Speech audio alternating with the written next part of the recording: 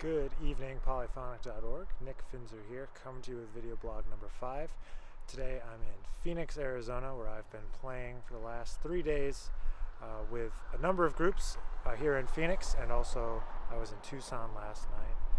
I got to work with some great students at the Arizona State University and the Tucson Jazz Institute, and played at the great new venue here in Phoenix called the Nash with some great local musicians.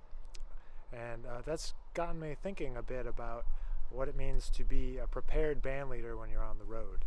And you know, the reality is of the gig economy these days is that it's really hard to travel with a full group. So I just wanted to take the chance to cover a few things that I found important this time.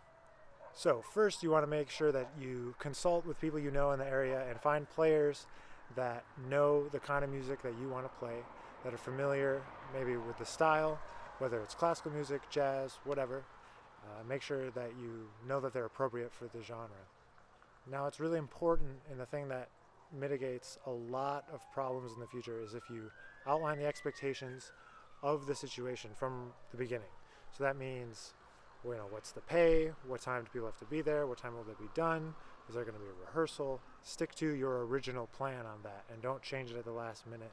You know, people want to be able to trust you, and you want to have a good working relationship with these people. The hardest thing, I think, sometimes is being able to balance your musical viewpoint with the realities of limited or no rehearsal time. Just be careful in your selection of pieces, that you're playing the stuff that you want to play, but also that has some commonality to the people that you're going to be playing with. I always think it's really important, you got to send the music in advance, and if you can, send them a recording too. You know, as a responsible sideman, I'm sure that they're going to take a look at it. If you can be open and flexible to the suggestions of the players that you're playing with, that's really great too. I think one of the best things about playing music, especially my music, is being able to hear the different viewpoints that different people have of the same chart.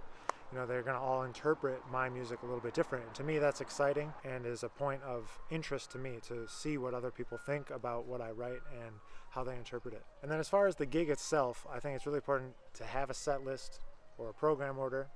And most importantly, with the music, you got to tape the parts. If there's loose pages everywhere, a little bit of wind comes from the air conditioning, whatever, you know, it's going to blow all over the place. So tape the parts. It really makes a big difference. You'd be surprised how the little things add up to make a big difference. You also want to make sure you're going to pay them on time. It's not their problem if there's a problem with the payment. If it's a check and you thought you were going to get cash, you know, just make sure you take care of the musicians, because they're taking care of your music, which is the most important thing.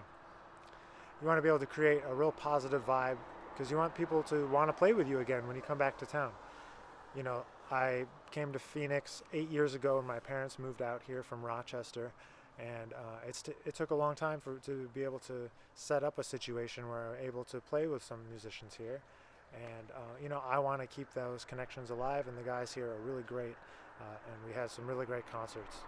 So certainly all of these things apply to band leading in your hometown too, but especially when you're on the road, it really requires some forethought as to what you're going to play, who you're going to be playing with, and all the things that I outlined in this video. So on that note, I hope you found some little tidbits from this video blog post, and as always, thank you for watching, and check out the other blogs on polyphonic.org, and I'll see you guys next time.